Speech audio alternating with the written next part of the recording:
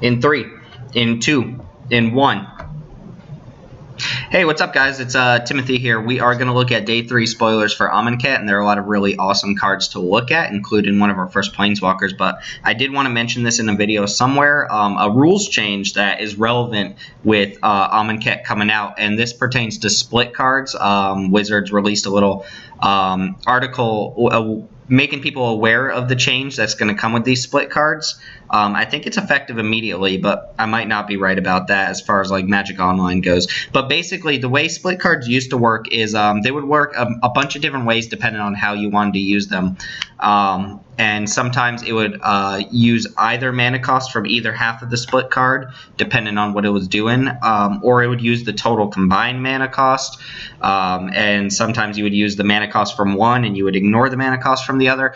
And it led to a lot of inconsistency. Even I get really confused when certain interactions come up and fused cards are relevant or related, and I have to figure out how to convert the mana cost, right? But they've decided to simplify that, and the way it works now is a fused card's mana cost or a split card's mana cost is always the combined mana cost of the two halves. So the case they gave was the card Destined to Lead, which I believe we saw yesterday. Even though it costs 2 for the first half and 4 for the aftermath half, the converted mana cost of this card is 6 at all times. So this does hose a couple decks, all of those like Beck and Call decks that people were playing and Brain in the Jar decks that were there to abuse the split mechanics, or they even mentioned like the Kari Zev's decks that are there to abuse Breaking and Interan and get Emrakul out on turn 2. Those decks don't work anymore because of this change. And while it's probably not going to be relevant for the sake of Limited very often, it is going to come up from time to time. So just be aware that that change exists. The mana cost or converted mana cost of a split spell is always considered the combined mana cost of the two halves. But with that being said, we're going to go ahead and start jumping into our spoilers for the day, starting with a common that was spoiled very, very late at night yesterday. That's Floodwaters. This is 4 and double blue for a common sorcery. Return up to 2 target creatures to their owner's hand. Cycle for 2 mana. I really like cards like this. I do. I could be like a broken record here and just mention how much better this card is with cycling, because sometimes this card isn't going to be enough to get you out of a tough situation, even though that's what the card's designed to do.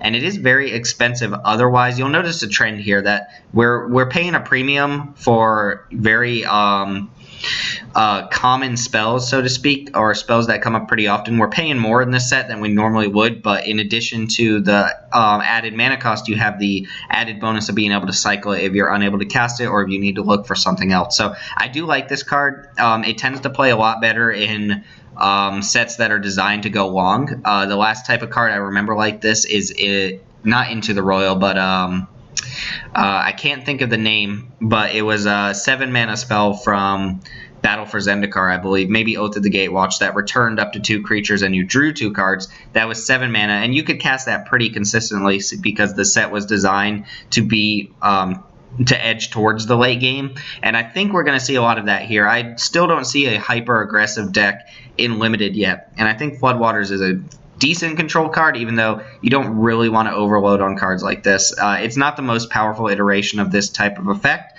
but it does the job nicely, and cycling's there to help I don't know, mitigate the expensiveness if you don't need to cast at any particular point. But we're not going to sit here and talk about how good Cyclone is every single video, right? Maybe we will. I don't know. Tune in tomorrow where we talk about Cycling and how good it is. Watchers of the Dead. Cat alert. Cat tribal. 2 mana, 2 generic mana for a 2/2 uncommon cat. You may exile it.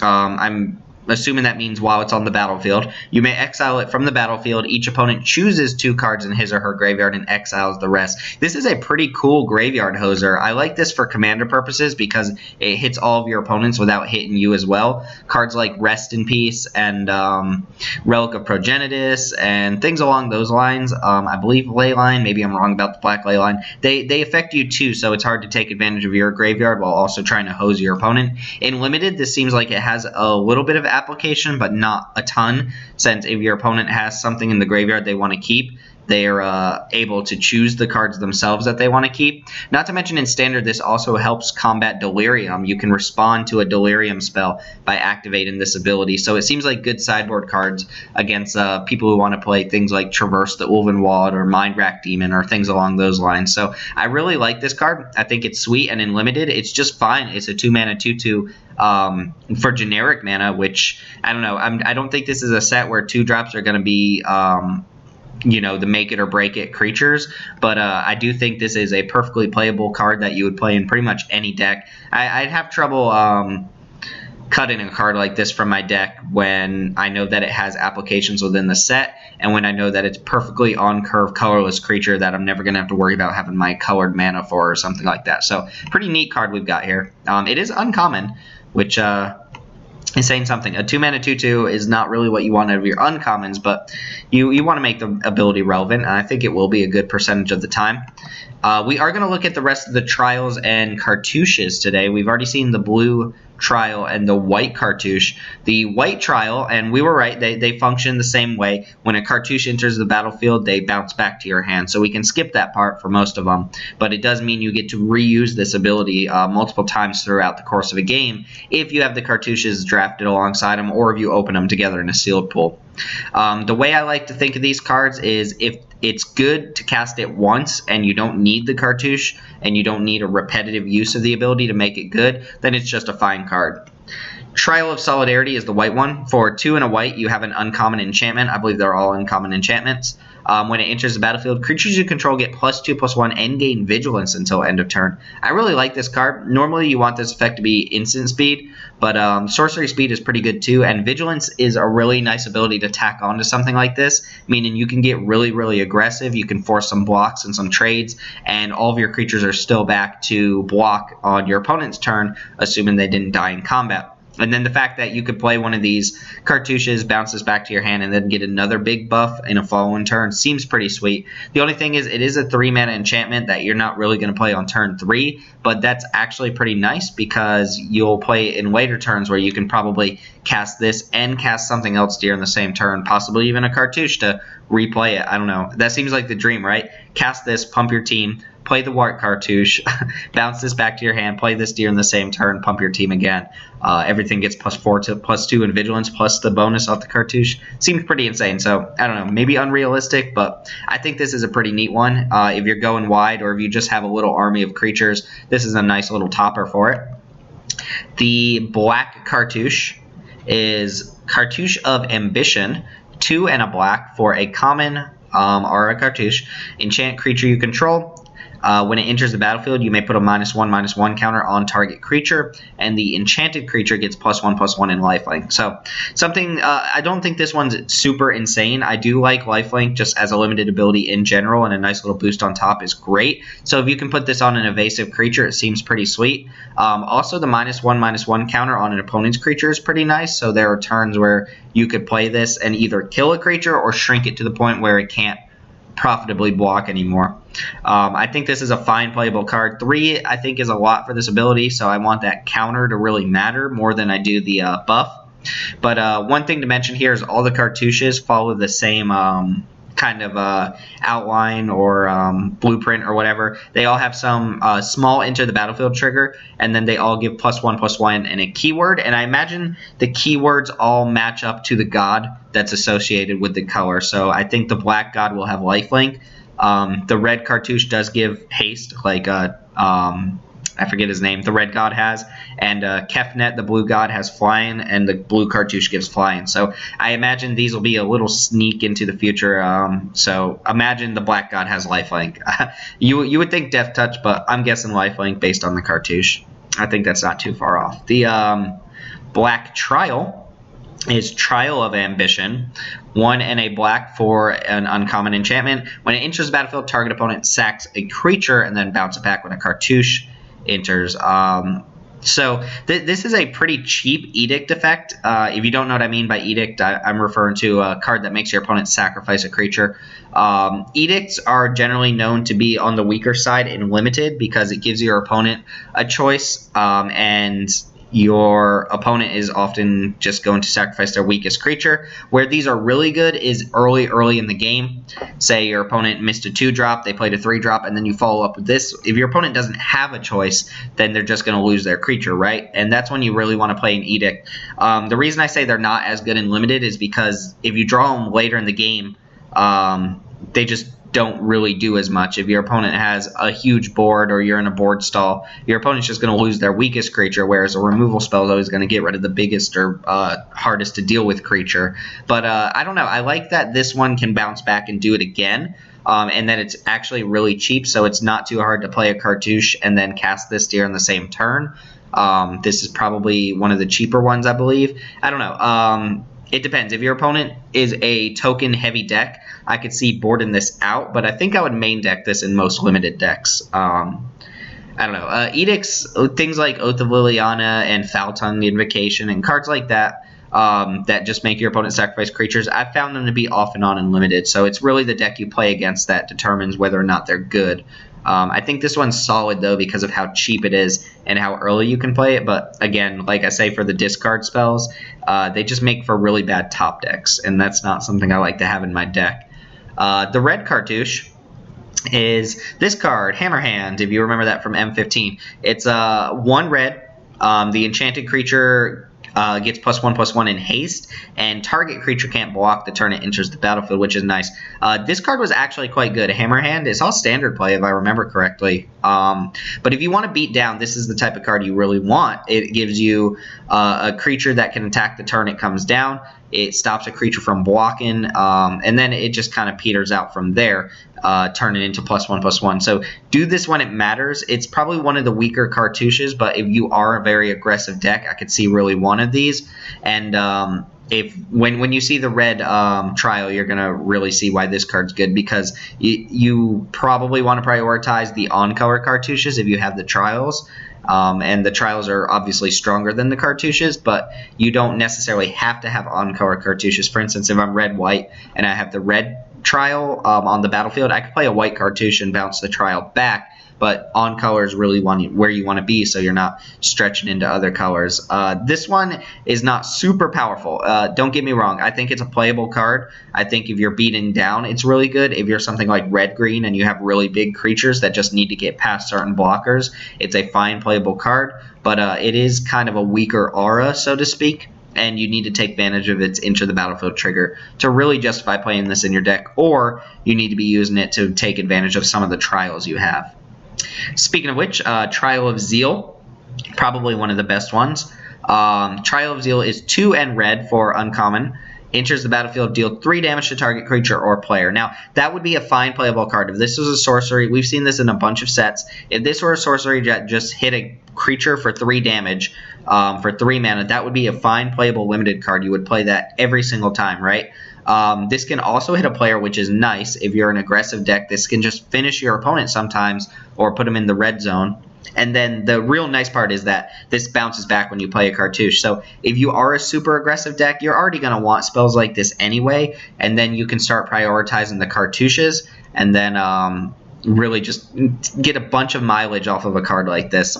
And imagine the way you want to do this is you want to prioritize the trials, and then once you have the trials, you want to pick up some of the Cartouches, not go overboard on them because they are auras, and they are going to be a little bit on the weaker side if you're not doing anything extra with them.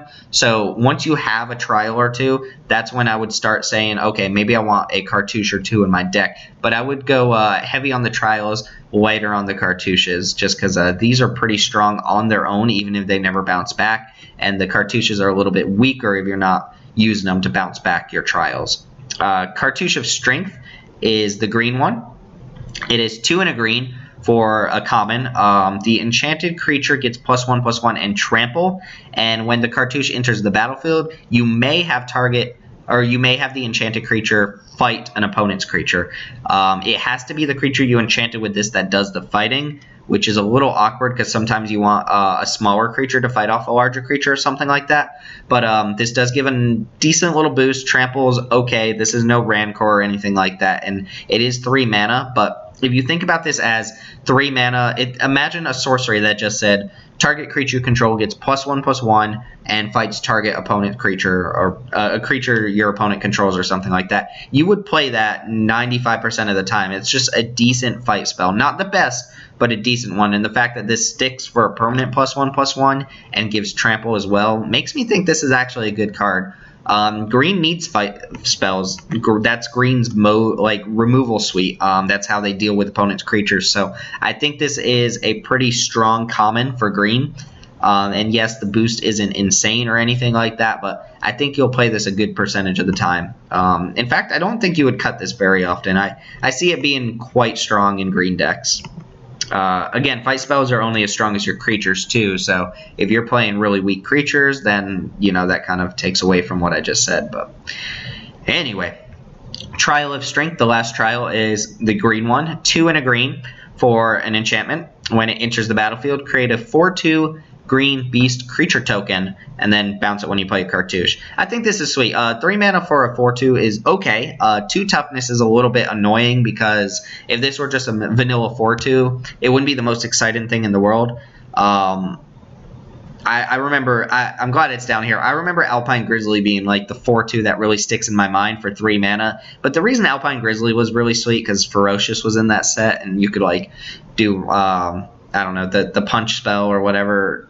I forget what it's called, but it was really good because of the Ferocious ability. A 3 mana 4/2 on its own is a little bit weaker than it sounds. You're getting 4 power, so you're really above the curve on power, but 2 toughness is a little bit sad because it means you are just going to trade with your opponent's 2-drop. Where this gets really sweet is if you can bounce it back to your hand and play it again, essentially get an 8 power off of the same spell. Granted, you're still paying the mana for it, but I don't know. It seems pretty sweet. Also, if there are any blink effects in this set, which I don't know if there will be, it doesn't seem like a thing that the set wants to be doing, then this is the type of card you can consider. And it is worth considering all of these trials in conjunction with Felidar Sovereign, too. Or Felidar Guardian, not Felidar Sovereign. I don't know how many of those would be played alongside of it in Standard or Modern or anything like that, but anything that has a nice little enter the battlefield trigger is worth mentioning here. I bet the blue one would see play in Saheeli decks. I think it's an upgrade over Oath of Jace, but the green one I think is good. I think as just a base card, if you have no Cartouches in your deck, it's a little bit on the scale of like a average common. But if you're able to play a couple Cartouches, maybe even one, and get a second beast off of this, I think it deserves its uncommon spot. The blue Cartouche is Cartouche of Knowledge. 1 and a blue for a common. When it enters the battlefield, draw a card. The enchanted creature gets +1/+1 and has flying. Flying is a really nice ability. It's just better than trample, better than haste, better than a lot of these other things most of the time. Although a lot of times when you're playing a blue deck, you already have very evasive creatures, but it's nice to be able to pair this like in blue-green and make your massive creatures just fly over your opponent. And it replaces itself. This is the only one that actually just straight up replaces itself with a new card. So I like this one. It gives a not a non-insignificant boost is what I'll say. It gives evasion to a creature and it replaces itself. So it functions as a cantrip and it helps you bounce back your blue trial to draw a bunch of new cards. I do like this one. I think it's actually one of the stronger of the cycle. I like the black one. I like the green one. I like this one. I'm not in love with the red one unless you're in the right kind of deck. And I really don't like the white one that much, even though the token generation is nice on it if you want tokens in your deck. We'll get to Gideon here in a second, but Painful Lesson is 2 and a black for a sorcery at common. Target player draws 2 cards and loses 2 life. We've seen Sign in Blood. I haven't seen it recently for a lot of sets, but cards like this always end up. Succumb to Temptation is down here too from Eldritch Moon, and they're always fine cards, but not the most exciting. This seems like a slower format, so this is the type of card that I'd be happy to have probably one of in my deck, but it's not exciting, right? It's just lose 2, draw 2, and you probably used your 3rd turn to do that. Live Fast is another example of a card like this, even though that had energy involved, whatever. It is worth noting that this one is targeted, and it can target your opponent, so that doesn't come up too often, but if your opponent's on 2 life, you can kill them with it, which is just something worth noting that will come up occasionally, probably not in your games, but in the game next year's, and it's just something that you need to be aware of. Onto the mythics, though. This is what you all came here for, right? Gideon of the Trials. A 3-mana Gideon. I think this is the cheapest Gideon we've ever seen. Not counting Kytheon. I don't count that. But you have 1 and double white for a 3 loyalty Gideon. It is a mythic, obviously. The +1 says, until your next turn, prevent all damage target permanent would deal. So you can just nuke a permanent. This is very similar to the first Kiora that can stop something from dealing damage until your next turn. The 0 is the generic Gideon ability. It makes him a 4/4 indestructible human soldier and prevent all damage that's dealt to him for the turn. That does make him vulnerable. He can die to things like Grasp of Darkness or anything that gives -X/-X, even though he's indestructible until end of turn. But an indestructible beater is still good. That can attack by turn 4 is also pretty good. And then this is the interesting part. This is what makes this a very unique Gideon as opposed to all the other Gideons we've seen. The 0, again, a 0 here. You get an emblem with, as long as you control a Gideon Planeswalker, you can't lose the game and your opponents can't win the game.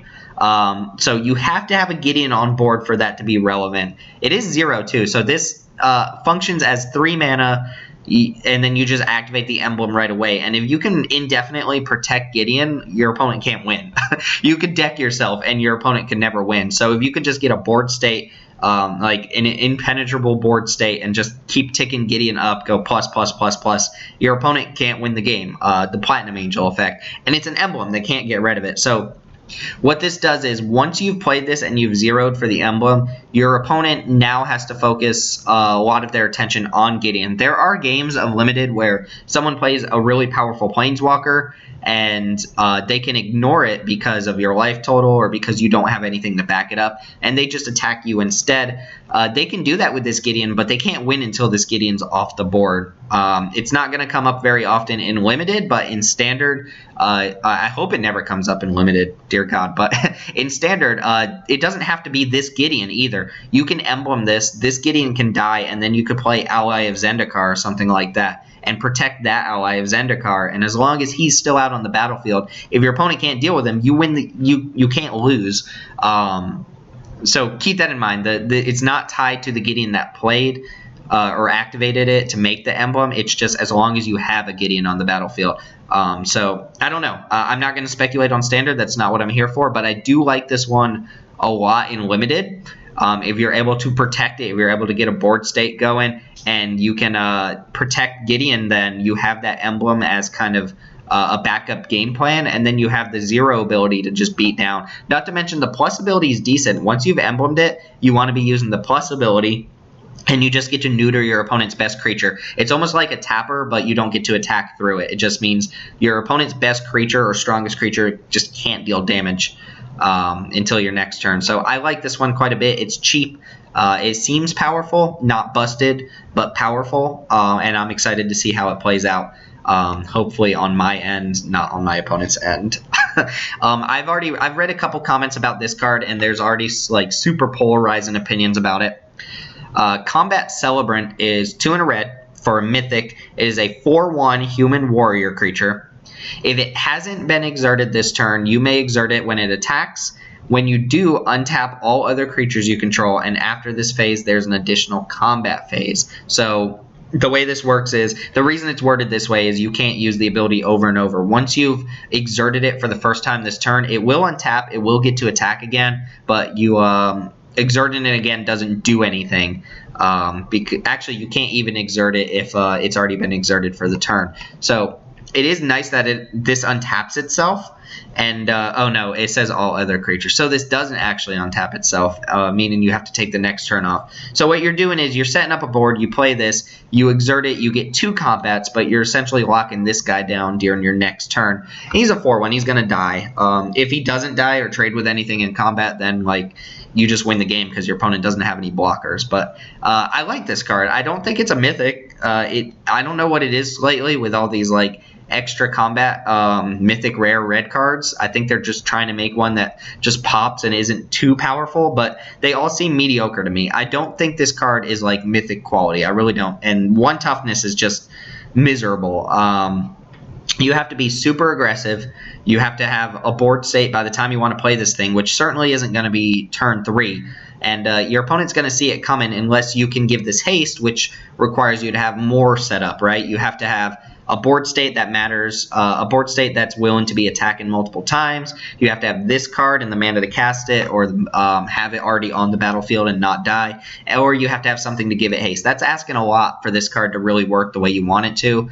But I would play this just as a 3-mana 4/1, and if the ability becomes relevant, I'd be pretty happy. I'm going to see how this card really plays out until I give it like a big thumbs up or thumbs down, but I don't think it's mythic quality. I do think it's still strong, and it's something that people should be looking at to see if it's actually a decent card or not before they dismiss it, but I don't know. Mythic quality, not sure. 1 black for Scarab Feast. It's a common instant. Exile up to 3 target creatures from a single graveyard, or you can cycle it for black. I like this card. I think it's more of a sideboard card against people who have a lot of split cards, or I keep forgetting the name of it. The Aftermath cards, I guess is what they're called.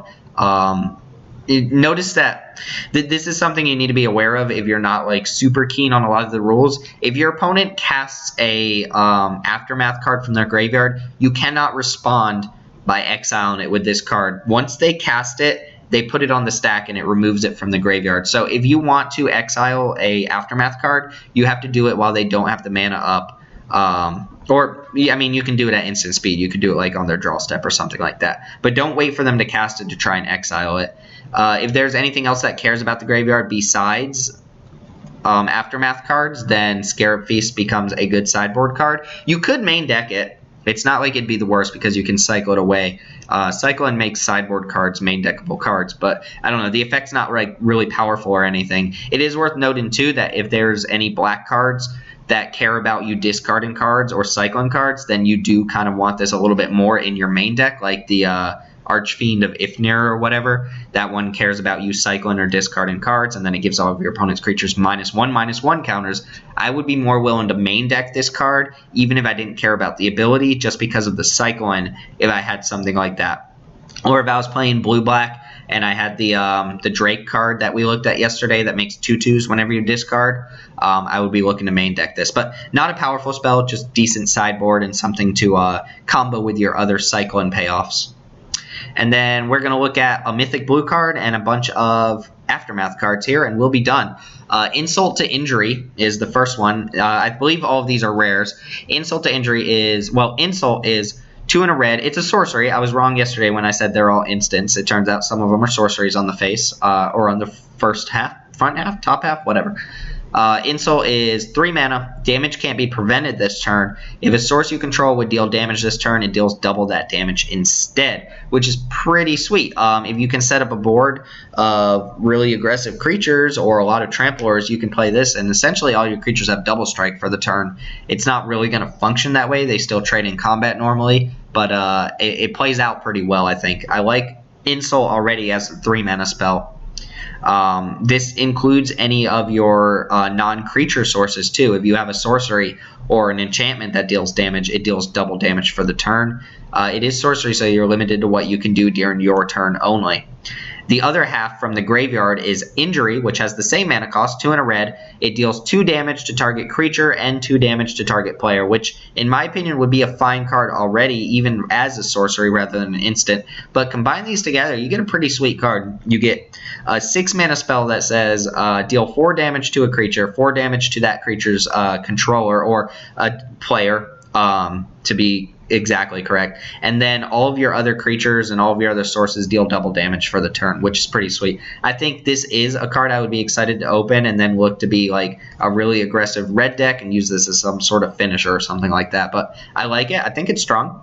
I like it more than most of the other ones I've seen so far, at least as far as playability goes. I like them all. I like Magic cards in general, but some cards are just stronger than others. Rags to Riches is very expensive. This is the one that you, like, one of the ones you're just never going to cast both sides during the same turn. And if you did, achievement unlocked. But 2 and double black for a sorcery. All creatures get -2/-2 until end of turn. Riches is 5 and double blue, 7 mana for a sorcery from the graveyard. Each opponent chooses a creature he or she controls. You gain control of all of those creatures until end of turn. I like Riches in Commander. But in Limited, this seems really bad, actually. Mind control effects are usually pretty good, but when they require you to have the card in the graveyard, they require you essentially to be a blue-black deck. Not always, but for the most part, a blue-black deck. They require 7 mana, their sorcery speed, and they give your opponent the choice of what creature you're going to get. I don't think that's going to cut it. I think Riches is bad. That's my initial opinion. Now, the combo is Rags is supposed to wipe out all the small creatures your opponent has, and then Riches, you cast that, and your opponent really doesn't have anything left to give you but big creatures, but they still get a choice. You have the double black, double blue. Like, there's so many things that this is just too expensive for. If you need -2/-2 in your deck, that's great. And if you just happen to get to the point where you cast Riches, then sure, why not? But I don't think this needs to be a game plan. I think you're more focused on the Rags part here if you want that sort of effect, or if you want to sideboard that sort of effect in. But I think this is a weaker card. I don't know. You read Riches and you're like, oh, I get to steal my opponent's best creature. But that's not how it works. That's how real mind controls work. That's not how this one works, which is a little disappointing. I don't know. I think it's too expensive. 7 mana to give your opponent a choice of what creature you're going to get seems like a lot. Like a lot. This one seems really good, though. So, Cut to Ribbons is the name of the card. Cut is 1 in a red for a rare sorcery. This is a rare card. Deals 4 damage to target creature. So, an overpriced Flame Slash. Flame Slash is 1 red for the same effect, and Flame Slash has always been good. I have no reason to believe Cut isn't just a good card. Definitely not a rare quality card, but when you combine these two together, I think you see what we're getting at here. Ribbons from the graveyard is X and double black for a sorcery that says each opponent loses X life. So I really like this card. These are two very different effects, but they fit in a very aggressive deck nicely. Cut lets you just kill a creature. This is going to kill almost everything in the format. There will be things it doesn't kill, but it's so efficient at killing anything from like turn 1 to turn 5 that you're always going to play this if you're a red deck. And then Ribbons is just there. You're going to play Cut, and then you get the extra bonus of having Ribbons available to you in the late game to potentially just kill your opponent or drain them so much that they're going to be in the red zone again. You don't gain life for Ribbons, but it's nice that like a removal spell comes back later in the game to just deal damage to your opponent or life loss. You get the point, right? I think this card is really sweet, and I would really love to open this. It is essentially a gold card. Even though you can play it as just a red card. Don't feel like you ever have to play the second half, or you have to be in both colors when you open a card like this. Obviously, if all you're doing is cast and cut, that's fine. And if you happen to be black-red, that's good too. I would lean towards being black in addition to this, but I would consider this more of a mono red card, and then if I end up in red-black, I get an extra little bonus out of it. So, pretty sweet card. Much, much better than Rags to Riches, in my expert opinion. Self-proclaimed expert opinion. Final card for the day is not Cut to Ribbons. As Foretold is what I meant to click. That's really weird. I am clicking this, right? Hold on, let's try that one more time. Okay, they really want me to take Cut to Ribbon. All right, we'll just look at it here. So, As Foretold is our generic blue mythic for the set. It's 2 and a blue for a mythic enchantment. At the beginning of your upkeep, you put a time counter on it. Once each turn, you may pay 0 rather than pay the mana cost for a spell you cast if the converted mana cost is equal to or less than the number of time counters on this. So this has Commander written all over it. We're just going to go ahead and give this a big fat X for Limited. Like, no, don't cast this card. This is bad in Limited. So it sounds really cool. It's like, oh, in a couple turns I get to cast some free spells, right? Yeah. So you play this on turn 3. On turn 4, it has a counter, and you can cast a 1-drop for free. Woo, you've already used all your 1-drops in your hand. That's not going to be relevant. On turn 5, you can cast a 2-drop. Turn 6, you can cast a 3-drop. It's around like turn 7, 4 turns after you play this. If you play this on turn 3 and not later in the game, that this actually starts to be like a relevant card. Maybe I could see this being played in Standard in some really heavy control deck. I see it being played all over the place in Commander. That's just, I know I'm going to see this card come up, and it seems really sweet there. But for Limited, stay away from this card. If you don't draw this on turn 3, the card is dead. If you draw this like turn 5 or 6 and you play it, the card is dead. It's not going to do anything, or it's going to do something completely irrelevant and unnecessary. By the time you cast this on like turn 6 and you're casting 1-drops, you could have just used your mana, right? You have enough mana to do that. So this is probably a big fat 0 for Limited, which is sad to say because I think the design of the card is really cool. It's like a brain in the jar, Ether Vial type effect. For any card rather than a specific kind of card, but it takes so long to get going that I don't think it's going to be worth the trouble in Limited to try and stick this, use up a turn to do it, and then hope that you have spells to cast off of it. Spells that you're already not casting. Like, if you're drawing 1 billion cards per turn, sure, but I don't know. It's kind of sad. I think this card is a bust for Limited, which a lot of times blue mythics like this are, and they end up going to your Commander decks. But anyway, stay away from it.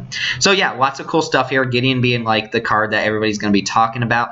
I really like Cut to Ribbons. I think this card is fantastically strong. I'm not a huge fan of the Celebrant, but I do think it's good, and I really like the interaction between Trials and Cartouches. Keep in mind, if I down talk one of these, they do go up in value if you have both, especially if they're both on color. But each trial goes up in value if you have a Cartouche or 2 in your deck, and the Cartouches go up in value if you already have a trial. So that's worth mentioning, that if I give something a bad grade when I start doing the set review, I'll try to do my best to evaluate them in that lens. If you have one, the other gets better.